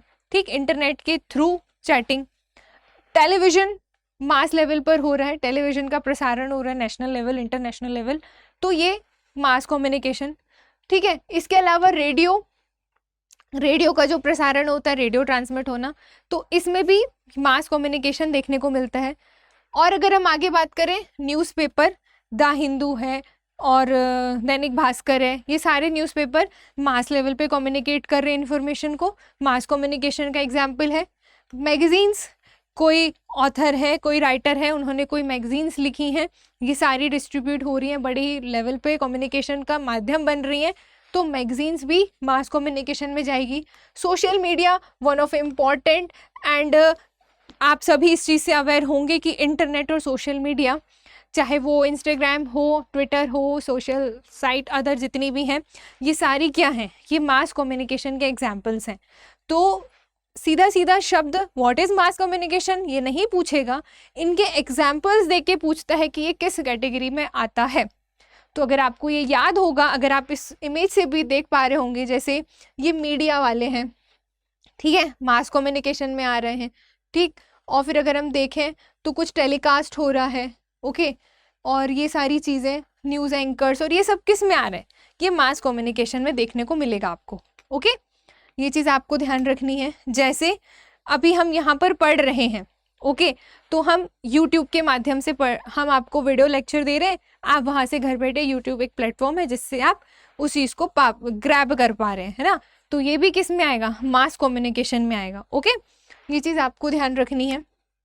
नाउ अगला आता है आपका ग्रुप कम्युनिकेशन। भाई ग्रुप कम्युनिकेशन क्या होता है कि कुछ लोग बैठ जाते हैं और ग्रुप डिस्कशन, GDs आपने सुना होगा जो एग्जाम्स के बाद होती हैं, है ना, और कुछ लोग बैठ गए, उनका ग्रुप क्रिएट कर दिया गया और उसमें वो लोग बातचीत कर रहे हैं, है ना, तो ये वैसे बेसिकली देखने को मिलता है। कुछ वेबिनार्स होते हैं कंपनीज में, okay, team building events create किए जाते हैं, ठीक, ग्रुप कम्युनिकेशन के थ्रू। सेल्स एंड मार्केटिंग वाली चीज़ें ग्रुप कम्युनिकेशन में कम्युनिकेट की जाती हैं। इसके अलावा मीटिंग्स, कई बार आपने देखा होगा, मोस्टली जब आपने ये चीज़ सबसे ज़्यादा देखी होगी कि जब लॉकडाउन का पीरियड चल रहा था तो बहुत सारे लोग वर्क फ्रॉम होम में काम कर रहे थे, है ना, फिर मीटिंग्स भी होती थी, तो वो मीटिंग्स कहलाती थी। जूम मीटिंग आपने सुना होगा। तो इस तरीके से हम एक लिंक के माध्यम से कुछ लोग आपस में कनेक्ट होते हैं और वो बातचीत करते हैं, मीटिंग करते हैं, ठीक, वॉट एवर द टॉपिक वहाँ पे जो भी गिवन हो। फिर उसके बाद कुछ मेमोरेंडाज होते हैं, यानी कि रिटन मैसेज को ग्रुप्स में शेयर किया जाता है, कुछ ग्रुप्स के साथ शेयर किया जाता है। ये सब किस में आता है, ये सब ग्रुप कम्युनिकेशन में आता है। तो ये सारे एग्जाम्पल्स, ये इमेज, ये आप ध्यान रखिएगा तो आपको ये सब याद रहेगा। ओके, तो ये हो गया आपका क्या, बेसिकली टाइप्स ऑफ कम्युनिकेशन। तो हमने देख लिया what is communication, okay, process of communication, types of communication, type के भी टाइप्स ऑफ कम्युनिकेशन, ये सारी हायरार्की हमने यहाँ पे आपको बता दी। नाउ अब आगे अगर आता है तो देखेंगे आप barrier of communication, again important topic है, इससे रिलेटेड भी क्वेश्चन आपको एग्जाम में देखने को मिलता है, ठीक, तो आप इसको भी पूरा पढ़ के जाइएगा। वैसे तो आज के इस वीडियो में मैंने वो सारी चीज़ें रखी हैं जो एग्जाम पॉइंट ऑफ व्यू से मोस्ट इंपॉर्टेंट है। अगर आपने वीडियो कर लिया और इसके बाद जो अगला वीडियो आएगा वो क्वेश्चन आंसर पर बेस्ड होगा, उसमें मैं MCQs कराऊंगी आपको जो भी प्रीवियसली एग्जाम्स में पूछे गए होंगे, ठीक है, तो उससे आपको पता चल जाएगा कि हाँ कल की क्लास में हमने ये सब पढ़ा था, अब इससे रिलेटेड क्वेश्चन ऐसा आता है। ओके, तो ये आपके लिए काफ़ी अंडरस्टैंडेबल चीज़ होगी पढ़ने के लिए। नाउ तो बैरियर की अगर हम बात करें, यानी कि कम्युनिकेशन की प्रोसेस के दौरान जो भी अवरोध आते हैं, बाधा आती है ना, कोई नॉइज या डिस्टर्बेंस या इंटरप्शंस आते हैं, तो वो सारी चीज़ें किस किस किस कैटेगरी पे डिवाइडेड हैं, इनसे रिलेटेड क्वेश्चन कैसे बनता है, अब हमें ये देखना है। तो आप यहाँ पर देख पा रहे होंगे, सबसे पहला है आपका semantic barriers, okay, second is psychological barrier, ये भी कम्युनिकेशन में ड्यूरिंग ट्रांसमिशन बैरियर लाते हैं। फिर physiological barrier and then organisational barrier, आगे अगर बढ़ोगे तो कल्चरल बैरियर, और फिर आगे और जाओगे तो फिजिकल बैरियर। तो ये सारे बैरियर्स हैं जो कि एक सक्सेसफुल कम्युनिकेशन को क्या करते हैं, ब्रेक करते हैं। ओके तो ये चीज़ आपको ध्यान रखनी है कि इनके बारे में भी डायरेक्ट क्वेश्चन बनता है कि व्हाट इज सिमेंटिक बैरियर्स में क्या क्या आता है, साइकोलॉजिकल बैरियर के अंदर क्या क्या आता है। ऑप्शन दे देंगे आपको 4, उसमें से आपको सिलेक्ट करना रहेगा। फिर ऑर्गेनाइजेशनल बैरियर में कैसे आइडेंटिफाई करोगे, फिजिकल बैरियर में क्या आएगा, कल्चरल बैरियर क्या दिखाएगा, ये सारी चीज़ें। ओके तो 1 बाय 1 आप समझते चलिएगा। जैसे अगर हम सबसे पहले बात करें हमारे सिमेंटिक बैरियर की ठीक है, तो सिमेंटिक बैरियर में क्या होता है, बेसिकली ये इम्प्रॉपर कम्युनिकेशन के कारण होता है। कौन, सिमेंटिक बैरियर। होता क्या है इसमें, बहुत ही कोई भी ऐसे शब्द हैं जिनका आप मतलब अलग ही यूज़ कर रहे हो। ओके जैसे मान लो आपने सुना होगा कि कुछ वर्ड्स होते हैं जिनका प्रोनाउंसिएशन सेम होता है लेकिन स्पेलिंग अलग अलग होती है और मीनिंग भी अलग अलग होता है। तो वहाँ पर हमने जैसे कोई वर्ड कहा, जैसे हमने कोई रूट वर्ड कहा, जैसे मैंने रूट बोला, सामने वाले ने उसको रूट समझ लिया, है ना, उसको लगा यही बोल रहे होंगे, उसने अंदाज लगा लिया, लेकिन मीनिंग तो वहाँ पे चेंज हो गया ना। इसी तरीके से कुछ ऐसे वर्ड्स होते हैं जिनका जो साउंड है वो सेम होता है लेकिन मीनिंग अलग अलग होता है, जिस वजह से कम्युनिकेशन में एक बैरियर पैदा करता है ना। तो बैडली एक्सप्रेस्ड मैसेज आपके बेसिकली सिमेंटिक बैरियर्स में देखने को मिलेंगे। बहुत ही पुअर वोकैब्स का यूज़ करना, जो आप समझ रहे हो रिसीवर या लिसनर नहीं समझ रहा है ना। इट इज़ नॉट मैंडेटरी कि भाई मैंने अगर कोई बात को कम्युनिकेट करना है तो मुझे पता है कि ये शब्द का मीनिंग मेरे दिमाग में क्या है, लेकिन आप हो या लिसनर है या जो रिसीवर है जिससे मुझे वो मैसेज कन्वे करना है, पहली चीज़ तो ये कि उसका आईक्यू लेवल वैसा नहीं है ना, वो थोड़ा मूर्खतापूर्ण तरीके से सोचता है। हम ऐसा एग्जाम्पल ले लेते हैं, हम ये नहीं कह रहे कि हर कोई ऐसा सोचता है, वो उसका थोड़ा लेस आईक्यू लेवल है, वो अपनी बुद्धि क्षमता के अनुसार सोचता है। तो मैं जो कहना चाह रही हूँ वो 100% वो रिसीव नहीं करेगा, वो उस चीज़ को कहो उसको समझ ही ना आए, तो जो मेरा फीडबैक होगा वो 0 होगा क्योंकि वो कुछ और समझ रहा है। ओके समझ पा रहे हो आप। तो ये सारी चीज़ें किस में होंगी, सिमेंटिक बैरियर में। Okay wrong use of words, symbols with different meaning. Okay अब आपने अगर हंसी का सिंबल भेजा है तो सामने वाला उसको हंसी के फॉर्म में ही लेगा, अब वो अगर उसका कुछ और फॉर्म में ले ले तो वो बात अलग है, उसके सोचने परखने का तरीका कि भाई हंसी में आंसू भी टपक रहा था, वो उसको रोने के सेंस में ले ले, आप उसको हंसते हंसते आंसू आ गया के सेंस में ले रहे हो। समझ पा रहे हो ना। 2 इमोजीज आपने देखी होगी, आपने तो ये सुना ही होगा ना कि कुछ लोगों को हंसते हुए भी आंसू आते हैं, है ना, और कुछ लोगों को सिर्फ रोते हुए आंसू आते हैं। तो आंसू तो आ रहा है, कॉमन है, अब समझने वाला उस चीज़ को कैसे समझ रहा है, तो ये सिमेंटिक बैरियर्स में जाएगा कि आंसू यहाँ पे कॉमन हो गया, जैसा कि मैं बोल रही थी प्रोनाउंसिएशन कॉमन, साउंड सेम होता है जिसके वजह से मीनिंग कुछ और निकल जाती है, तो ये सिमेंटिक बैरियर में देखने को मिलेगा। फॉल्टी ट्रांसलेशन, हमने कहा कुछ उसने समझ कुछ और लिया, तो ये फॉल्टी ट्रांसलेशन किस में आएगा, सिमेंटिक बैरियर में। ओके ये सारी चीज़ें आपको ध्यान रखनी है। और अगर हम आगे बात करें तो साइकोलॉजिकल बैरियर, अब साइकोलॉजिकल बैरियर को भी आप बहुत अच्छे से समझ सकते हो क्योंकि आज जिस हिसाब से स्टूडेंट हो या फिर और भी लोग हैं जिस हिसाब से वो सोशल साइट्स को यूज़ कर रहे हैं, तो उनको ये लगता है कि उनको बहुत ज़्यादा ज्ञान आ गया है ना, लेकिन और फिर वो हर थॉट को ना साइकोलॉजिकली ट्रू, साइकोलॉजिकली फॉल्स ऐसे करके बहुत सारी थॉट्स भी चलाने लग जाते हैं और लोग इन्फ्लुएंस भी हो रहे हैं उन सब चीज़ों से।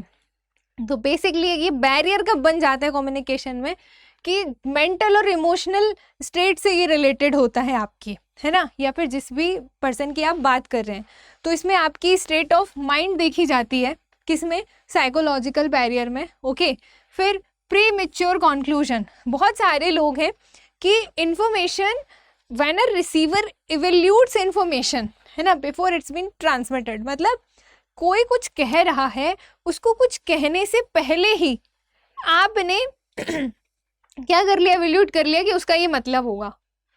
लड़ने वाली बात कहते हैं इसको हम जनरली, जैसे प्री जज कर लेना, है ना, पहले से बहुत ज़्यादा जजमेंटल होना किसी के लिए, या प्री मैच्योर कॉन्क्लूजन जिसको हम कहते हैं, तो ये किस में आते हैं, साइकोलॉजिकल बैरियर में देखने को मिलते हैं।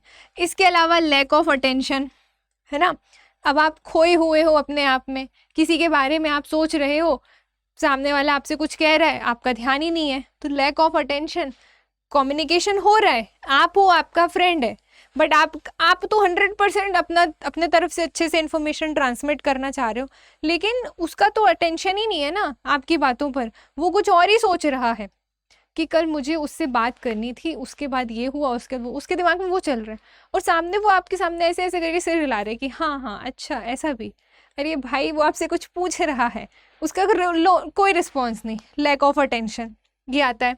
फिर पुअर रिटेंशन, किसी बात को ढंग से आप रिटेंशन ही नहीं कर पा रहे हो, है ना, तो ये हो गया। फिर प्रीजुडिस, मतलब व्हेन अ पर्सन जजेस another person based on their identity और आइडियाज़, मतलब जब एक पर्सन दूसरे पर्सन को, देखो वो कैसा है हमें नहीं पता, लेकिन आपका दिमाग कैसा है, आपने अपने सेंसेस और अपने आइडियाज़ ओपिनियंस के बेसिस पे उस सामने वाले को पहले से जज कर लिया, है ना, तो ये कहलाता है क्या, बेस्ड ऑन देयर आइडेंटिटी और आइडियाज़, है ना, तो ये प्रीजुडिस में आता है। और प्री मेच्योर कॉन्क्लूजन में क्या आता है, रिसीवर क्या करता है भाई, इंफॉर्मेशन के आने से पहले ही वो क्या कर लेता है, उसको एवेल्यूट कर लेता है।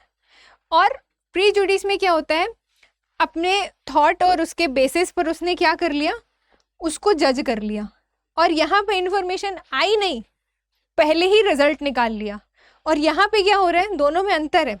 और यहाँ पे क्या हो रहा है, इंफॉर्मेशन आई तो है, लेकिन वो जिस तरीके से जो वो कह रहा है आपको उससे कोई मतलब नहीं, आप अपने तरीके से सोच के उसको वहाँ पर क्लियर कट बात को ट्रांसमिट कर रहे हो या नहीं कर रहे हो। ओके, यहाँ पर इंफॉर्मेशन पहुंची तो है, प्री मेच्योर कॉन्क्लूजन में तो इंफॉर्मेशन आई भी नहीं और कॉन्क्लूजन निकाल लिया गया, एवेल्यूट कर लिया गया, लेकिन प्रीजुडिस में इंफॉर्मेशन आई, फिर आपने अपनी बौद्धिक क्षमता के अनुसार उसको रिस्पॉन्ड किया, तो ये हो गया prejudice.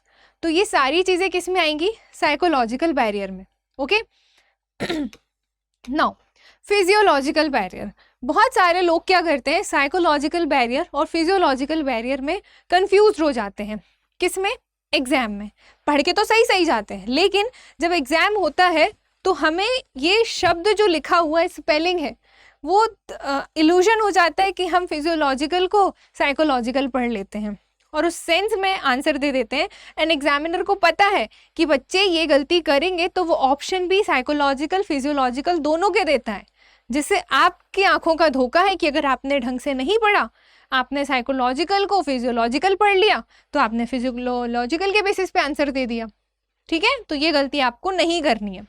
Now come to the topic कि बेसिकली जो आपका फिजियोलॉजिकल बैरियर होता है उसमें क्या होता है, limitation in the human body और देयर माइंड, मतलब ये उनके इंसान के शारीरिक और दिमाग से रिलेटेड चीज़ों पर डिपेंड करता है बैरियर का आना ड्यूरिंग कम्युनिकेशन या कोई संचार करते वक्त। ठीक है, जैसे कि हेयरिंग लॉस, मतलब ये कि किसी को भाई कम सुनाई देता है या फिर किसी के सुनने की क्षमता ही खत्म हो चुकी है, तो जिस वजह से कम्युनिकेशन में क्या आ रही है, बैरियर आ रहा है या बाधा उत्पन्न हो रही है। ओके, आगे अगर हम देखें तो विजुअल इम्पेयरमेंट, मतलब आंखों से रिलेटेड, देखने से रिलेटेड किसी को कोई दिक्कत है जिस वजह से कम्युनिकेशन में क्या हो रही है, प्रॉब्लम हो रही है। अब देखिए, कम्युनिकेशन तो कम्युनिकेशन है, अपने तरफ से इंफॉर्मेशन ट्रांसमिट करना, एक मीनिंगफुल इंफॉर्मेशन, राइट, लेकिन अब ये जो फिजियोलॉजिकल बैरियर है, अब आँख, वही बात है जैसे आप लोग कई बार मुझे एक्सक्यूज़ भी देते हो कि मैम क्वेश्चन बनता तो था लेकिन हमने गलत पढ़ लिया, तो वो क्या हो गया, फिजियोलॉजिकल बैरियर में आ गया कि आपने देख के भी उस चीज़ को गलत पढ़ लिया, या तो ये है ना, या फिर ऑलरेडी ब्लाइंडनेस है, या फिर लो आई विजन है, या फिर कलर ब्लाइंडनेस है, तो इस वजह से कम्युनिकेशन में बैरियर आ गया, तो ये इसके पार्ट आ जाता है। फिर स्पीच डिसऑर्डर है। ओके, अगर किसी को बोलने में दिक्कत है, जैसे कोई भाई हकलाके बोलता है तो तलाके बोलता है, तो स्पीच डिसऑर्डर में ये चीज़ देखने को मिलती है, स्टैमरिंग जिसको हम कहते हैं। इस वजह से भी जो रिसीवर है या लिसनर है वो कुछ और ही समझ लेता है स्पीकर की बात को या सेंडर की बात को, जिसकी वजह से जो आपका कम्युनिकेशन है उस पर ड्रॉबैक आ जाता है और वो सक्सेसफुल कम्युनिकेशन नहीं रह जाता, राइट। तो ये चीज़ आप ध्यान रखेंगे। मैं आपको अगेन एक बात बोलूँगी कि मैं जो बोलते वक्त एग्जाम्पल्स ले रही हूँ या फिर जब मैं जिस तरीके से समझा रही हूँ आपको उसको ध्यान से सुनना है, तभी आपको ये पीडीएफ्स आपके लिए वर्क करेगी। ओके, नाउ अगला बैरियर आपको देखने को मिलता है ऑर्गेनाइजेशनल बैरियर। ओके, इसमें क्या होता है भाई, कोई भी ऑर्गेनाइजेशनल बैरियर जिसको हिंदी में संगठनात्मक अवरोध लिख कर आएगा आपके एग्जाम में। ओके, तो इसमें क्या होता है कि कोई भी कंपनी है, कोई ऑर्गेनाइजेशन है, वहाँ पे ऐसी क्या क्या चीज़ें हो सकती हैं जो एक राइट कम्युनिकेशन को रॉन्ग बना देंगी, वो सब कुछ यहाँ लिखा है इन शॉर्ट। देखिएगा, जैसे लैक ऑफ क्लियर गोल, अब गोल ही क्लियर नहीं है उस ऑर्गेनाइजेशन का, तो वो भी तो वहाँ पे उस कम्युनिकेशन में बैरियर बनेगा। क्यों बनेगा? क्योंकि जब आपका गोल क्लियर नहीं है तो उस अनक्लियर या उस एम्बिगियस गोल के बेसिस पे आप बातचीत करोगे, ग्रुप्स क्रिएट करोगे और आगे इंफॉर्मेशन, फ्लो ऑफ इंफॉर्मेशन होगी डायगनली, वर्टिकली, हॉरिजॉन्टली वगैरह वगैरह वगैरह। लेकिन क्या सेंस, बैरियर कॉज करेगा ना, क्योंकि गोल ही क्लियर नहीं है उस ऑर्गेनाइजेशन का। क्लियर? फिर इसके बाद आता है पुअर कम्युनिकेशन चैनल। चैनल ही कम्युनिकेशन का पुअर है, वीक है, कमजोर है, तो कहाँ से इंफॉर्मेशन राइट फ्लो होगी? तो ये भी किस में आएगा? बैरियर में। इंफॉर्मेशन ओवरलोडेड हो गई। थर्ड, अगर आप देखेंगे इंफॉर्मेशन ओवरलोडेड होना, भाई अब ज़रूरत से ज़्यादा आप डेटा दोगे एट अ टाइम, वो भी पुअर कम्युनिकेशन चैनल में, तो क्या होगा? इंफॉर्मेशन ओवरलोडेड ही तो होगी ना, जिसके वजह से उस कम्युनिकेशन को वो सक्सेसफुली ट्रांसमिट नहीं कर पाएगा। अगला अगर आप देखोगे तो ऑर्गेनाइजेशनल कुछ फैसिलिटीज़ हमें प्रोवाइड की जाती हैं, अब उसकी अवेलेबिलिटी नहीं होगी। जो भी टूल्स आपको दिए गए हैं कि भाई आप मान लो इस लैब में बैठोगे, इस इक्विपमेंट्स को आपको यूज़ करना है या फिर ये सिस्टम आपको अलॉट किए गए हैं, अब वहाँ पे इलेक्ट्रिसिटी नहीं है जिससे कामकाज चलना है उस ऑर्गेनाइजेशन का, तो ऑर्गेनाइजेशनल फैसिलिटी की क्या है? अनअवेलेबिलिटी है, तो उससे भी क्या होगा भाई? बैरियर आएगा। आगे अगर आप देखोगे तो इमोशनल बैरियर। अब इमोशनल बैरियर क्या होता है? अब आप सोचोगे मैम ऑर्गेनाइजेशन में इमोशनल का क्या सेंस है? सेंस, क्योंकि इमोशनली अगर आप यहाँ से फिट नहीं हो ना, तो आप फिजिकली कितना ही फिट हो, आप किसी भी काम को बहुत ही 100% क्लैरिटी के साथ आप नहीं कर सकते। ठीक है, क्योंकि इमोशन, आप खुद सोचो ना, आप फिजिकली भले ही अनफिट रहो, लेकिन अगर आप इमोशनली बहुत स्ट्रांग हो, इमोशनली बहुत फिट हो, मेंटल हेल्थ आपकी अच्छी चल रही है, तो आप अपने कमज़ोर शरीर के साथ भी ना अच्छे से काम कर लोगे। ओके, क्योंकि आप अंदर से खुश हो, सुकून में हो। लेकिन अगर आपके अंदर नेगेटिव इमोशंस हैं, लाइक भाई आप बहुत स्ट्रेस में हो, डिस्ट्रस्ट है आपके अंदर, एंग्जाइटी है किसी को किसी चीज़ को लेकर, और आपको उस कंपनी में या उस ऑर्गेनाइजेशन में बिलीफ सिस्टम नहीं है, तो वो किस में आएगा? इमोशनल बैरियर कॉज करेगा वो। ठीक है, बहुत ज़्यादा नेगेटिव होना। अब बॉस अगर आपसे कुछ कह रहा है लेकिन आप उसको एकदम एंटी ले जा रहे हो कि नहीं ये तो ऐसे ही बोलते रहते हैं, इनका क्या है, बोल के चले जाते हैं, काम तो हमें करना है, इस तरीके से इस माइंड सेटअप से करोगे तो भी वो कम्युनिकेशन उतना अच्छा वर्क नहीं करेगा, क्योंकि वो किसी चीज़ को सोचकर उस बात को कह रहे हैं कि कंपनी की प्रोडक्टिविटी अच्छी हो, है ना, लेकिन आप उसको अलग ही लेवल पे ले जा रहे हैं, क्योंकि आप समथिंग किसी बात से स्ट्रेस में हो तो आप उसको वैसे ट्रीट कर रहे हो, और आपको एंग्जाइटी हो रही है कि भाई आगे कैसे डील होगी सिचुएशन। तो इस तरीके से ये सारी चीज़ें क्या करती हैं? इमोशनल बैरियर दिखाती हैं एक ऑर्गेनाइजेशनल डिपार्टमेंट में या कंपनीज में। ओके, आगे अगर हम बात करें तो कुछ टेक्नोलॉजिकल इश्यूज भी आते हैं, जैसे सिस्टम का फेल हो जाना, है ना, किसी चीज़ पे आप वर्क कर रहे हो, सिस्टम फेल हो गया वहाँ पे, तो वो ऑर्गेनाइजेशन में कम्युनिकेशन को ब्रेक करता है। ठीक, फिर फ्लो ऑफ इंफॉर्मेशन, जैसा कि मैंने बताया टाइप ऑफ कम्युनिकेशन में हमने फ्लो ऑफ इंफॉर्मेशन देखा, 3 तरीके से इंफॉर्मेशन फ्लो हो रही थी, तो इस इंफॉर्मेशन में भी फ्लो अच्छे से नहीं हुआ, बीच में कनेक्शन ब्रेक हो गया, है ना, मीडियम टूट गया, इंटरनेट चला गया, कुछ ना कुछ बैरियर आ गया। जैसे अगर अभी आप ये वीडियो देख रहे हो, अचानक आपका डेटा ख़त्म हो जाए तो वीडियो आप नहीं देख पाओगे, तो ये भी बैरियर है ना। तो ये सारी चीज़ें ऑर्गेनाइजेशनल में भी तरह तरह के नामों से देखने को मिलती हैं, तो ये आपको याद रख के चलना है।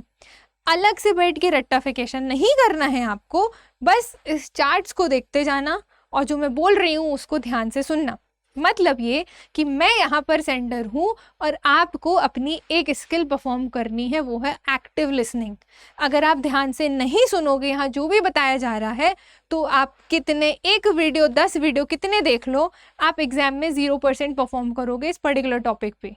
ओके, तो आपको 2 चीज़ों पे वर्क करना है।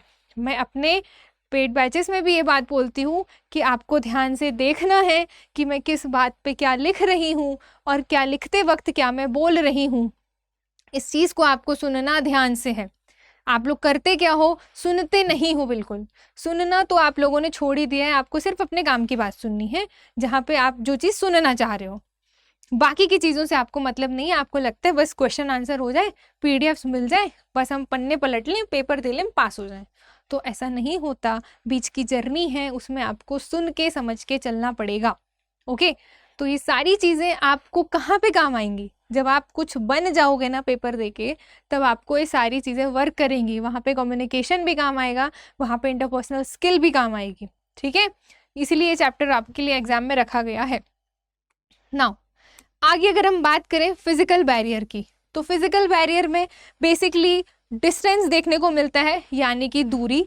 आप खुद सोचो, आप कहीं हो, ठीक है, आप अपने घर से काम कर रहे हो और आपका ऑफिस कोई दूसरे शहर में है, तो एक डिस्टेंस क्रिएट हो गया।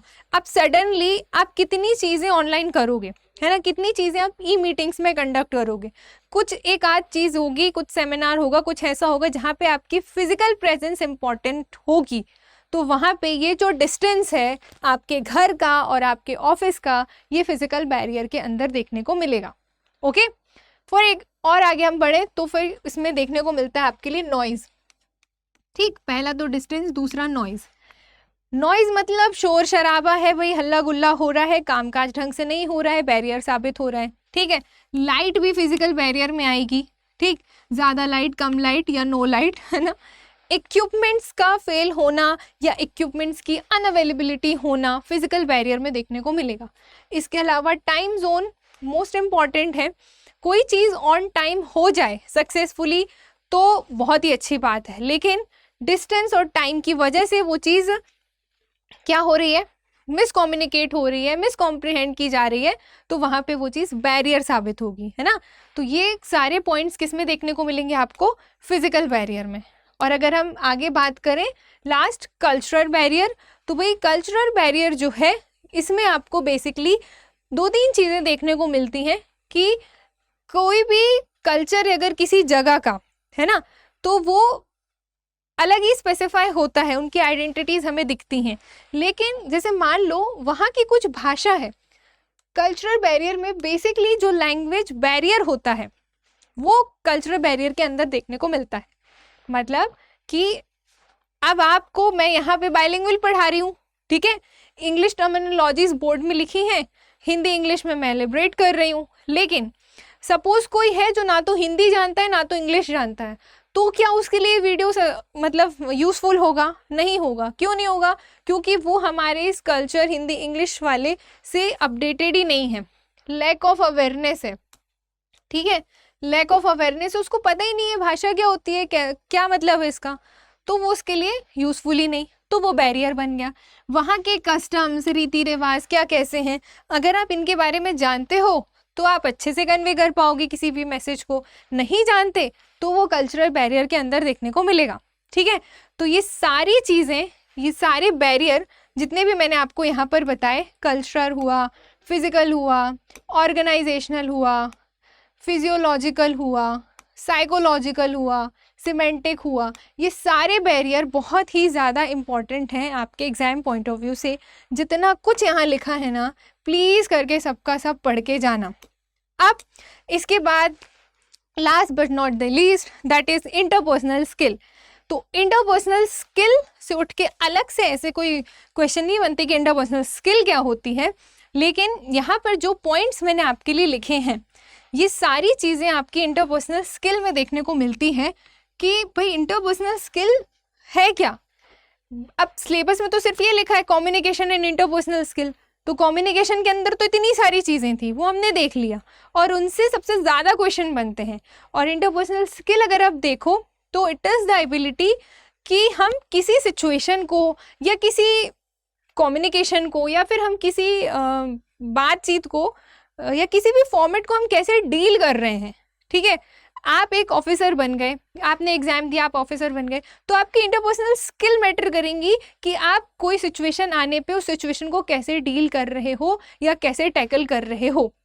आपके अंदर लीडरशिप क्वालिटी होनी चाहिए। ठीक है, आप अधिकारी बनने वाले हो, आपके अंदर लीडरशिप क्वालिटी होनी चाहिए, आपके अंदर टीम वर्क होना चाहिए, तभी आप मैनेजमेंट को चला पाओगे। आप ऐसा नहीं कर सकते कि भाई मैं तो डीएसपी बन गया या फिर मैं तो कलेक्टर बन गया, अब मुझे जो करना है मैं वही करूँगा, फिर चाहे वो करप्शन हो, चाहे ये हो, चाहे वो हो। ऐसा नहीं होता। आपको एक अच्छा अधिकारी बनना है तो उसके लिए आपके अंदर इंटरपर्सनल स्किल स्ट्रांग होनी चाहिए, जिसके अंदर लीडरशिप क्वालिटी आती है कि आप कैसे लीड कर रहे हैं। ठीक है, टीम वर्क आप कैसे मैनेज कर रहे हैं कि 4 लोग के साथ मिलकर अच्छे से काम करना। ऐसा नहीं कि अकेले अकेले अपने बारे में सोचे जा रहे हैं, टीम से कोई मतलब नहीं है, ये नहीं होना चाहिए। ओके, और सोशल स्किल्स आपकी कैसी हैं? इंटरपर्सनल स्किल मतलब आप सामाजिक तौर पर किसी से आप कैसे डील कर रहे हो, कैसे बात कर रहे हो। सपोज आपकी पोस्टिंग किसी गांव में हो गई मान लो, ओके, और आपको वो गांव की भाषा नहीं आती है, लेकिन सोशल स्किल आपकी अच्छी है कि आप उसको एटलीस्ट, आपके अंदर व्यवहारिकता तो है ना कि आप नहीं कम्युनिकेट कर पा रहे तो कोई मीडिएटर होगा जो उसकी बात और आपकी बात आपस में कराएगा, मीनिंग समझाते हुए। तो एक व्यवहारिकता सोशल स्किल में देखने को आपको मिलेगी। ओके, और अगर आप आगे जाओगे तो active listening one of important aspect of interpersonal skill. Interpersonal skill का अच्छा होना तब माना जाएगा जब आप बोलोगे कम, सुनोगे ज़्यादा। ठीक है, जो जनरली आप लोग बहुत नहीं करते। ठीक, कम तो क्या नहीं करते। आप लोग को क्या लगता है, बस हम पटर पटर पटर पटर बोलते जाए, हमारा काम होते जाए, हमें नहीं सुनना भाई, हमसे नहीं सुना जाता, ना टीचर की, ना पेरेंट्स की, ना इसकी ना उसकी। इस एटीट्यूड के साथ आप जॉब नहीं कर सकते। फिर चाहे वो यूपीपीसीएस की जॉब हो, चाहे वो एमपीपीएससी की जॉब हो, चाहे वो उड़ीसा पीएससी की जॉब हो, कोई जॉब हो, आप नहीं कर सकते अगर आपकी एक्टिव लिसनिंग अच्छी नहीं है। तो आपको सुनना ज़्यादा है, और सुनने का मतलब ये नहीं कि यहाँ से सुन रहे हैं यहाँ से निकाल रहे हैं, इफेक्टिवली सुनना है। एक्टिव लिसनिंग उसी को कहते हैं कि जो आप बोल रहे हो, कोई अगर आपसे कुछ बोल रहा है तो आप बजाय उसके के बीच में बार बार इंटरप्ट कर रहे हैं, उसको पहले पूरा बोल लेने दो, फिर उसके बाद अपना पक्ष निकालो, अपना व्यू निकालो कि हाँ, according to me this and that will be good for us and all whatever the thing will given. Okay, इस तरीके से तो सुनना अच्छा है, मतलब बोलना कम, सुनना ज़्यादा। अब ये नहीं कि मैम ने बोलने को मना कर दिया मतलब बोल नहीं सकते क्या जॉब में, ये नहीं बोल रही हूँ। सुनोगे जितना अच्छे से, उतना अच्छे से अपनी गुड परफॉर्मेंस दे पाओगे। ओके, नाउ फिर इसमें एक और देखने को मिलता है आपका इमोशनल इंटेलिजेंस। इमोशनल इंटेलिजेंस वही होता है कि अगर आप इमोशनली मेंटली स्ट्रांग हैं, हेल्दी हैं, तो आपकी इंटरपर्सनल स्किल बहुत अच्छी है। इमोशनल इंटेलिजेंस में ये भी आता है कि हमें किसी पर भी एकदम से भरोसा नहीं करना है ना, कि बस भाई हम दिल के अच्छे हैं तो हमने रास्ते चलते हर किसी पे विश्वास कर लिया, ट्रस्ट मेंटेन, ऐसा नहीं होता है। मतलब बहुत ही सोच समझकर आपको कोई भी स्टेप उठाना है, और इमोशनली आपको वीक नहीं पड़ना है बेसिकली। नहीं तो जनरली लोग क्या करते हैं कि वो इमोशनली वीक होते हैं, है ना, तो वो प्रैक्टिकली डिसीजन नहीं ले पाते। तो इंटरपर्सनल स्किल अगर अच्छी रखना है, अच्छी होनी चाहिए, तो उसमें एक इमोशनल इंटेलिजेंस आता है जिसका स्ट्रांग होना ज़रूरी है। ओके, तो ये चीज़ आप ध्यान रखिएगा। फिर इसके बाद नेगोशिएशन स्किल भी देखने को मिलती है कि आप किसी बात को या किसी पर्टिकुलर चीज़ को कैसे नेगोशिएट कर पा रहे हो, है ना। मतलब आप किस लेवल पे आप कोई चीज़ चाहते हो उस लेवल पे उस चीज़ को नेगोशिएट करना। जैसे जब हम एक कंपनी से दूसरी कंपनी में स्विच करते हैं तो हम वहाँ पे सैलरी नेगोशिएशन करते हैं। हम बोलते हैं कि वहाँ पे हमें इतना x रुपीज़ मिल रहा था और अब हमारा जो रिक्वायरमेंट है वो y रुपीज़ की है। तो आप वहाँ पे नेगोशिएशन कर रहे हो अपनी इंटरपर्सनल स्किल के बेसिस पर, बिकॉज मैंने ये क्वालिफाई किया है, मैंने यहाँ जॉब किया है, इतने साल का एक्सपीरियंस है, मेरे को इतनी सैलरी चाहिए, इतना मेरा बनता है, पहले x थी अब मुझे y का इंक्रीमेंट चाहिए, इसलिए तो मैं स्विच कर रहा हूँ। तो नेगोशिएशन स्किल, ये मैंने आपको एग्जाम्पल दिया है समझाने के लिए। बाकी ये इंटरपर्सनल स्किल के अंदर ही आती है कि किसी चीज़ को आप कैसे नेगोशिएट वहाँ पे कर पा रहे हो जब आप जॉब करने लगोगे। ठीक, तो ये हो गई आपकी भाई कम्युनिकेशन एंड इंटरपर्सनल स्किल का पूरा डिटेल्ड वीडियो। अब इसके बाहर आपको कुछ नहीं पढ़ना है, जो भी क्वेश्चन बनेगा आपका इसी से बनेगा। ओके, अब कल हम एक और वीडियो इसके लिए लेकर आएंगे जिसमें हम इससे रिलेटेड प्रैक्टिस क्वेश्चन या MCQs आपको कराएंगे, जिससे आपने आज जो कुछ भी यहाँ पे पढ़ा है वो आपका 110% सॉलिड हो जाएगा कि भाई हाँ ये टाइप थे तो ऐसे क्वेश्चन एग्जामिनर पूछता है। ओके, चलिए, होप सो आपके लिए वीडियो काफ़ी इन्फॉर्मेटिव रहा हो एंड इसी तरीके के वीडियो के से जुड़ने के लिए हमारे साथ आप बने रहें, that is study IQ state PCS के साथ। ओके, मिलते हैं नेक्स्ट वीडियो में, यानी कि इसका पार्ट 2 होगा। ओके, तब तक के लिए thank you so much and have a very nice day.